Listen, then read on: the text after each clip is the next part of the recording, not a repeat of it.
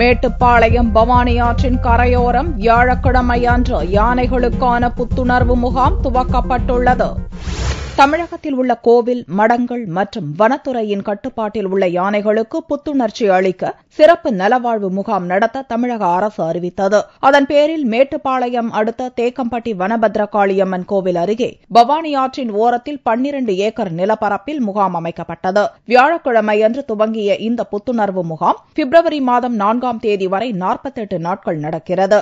இம்முகாம் துவக்க விழா வனபத்ரகாளியம்மன் கோவில் அருகே சிறப்பு யாக பூஜையுடன் நடந்தது. அப்போது யானைகளுக்கு சிறப்பு அலங்காரம் செய்யப்பட்டு வரிசையாக நிறுத்தப்பட்டன.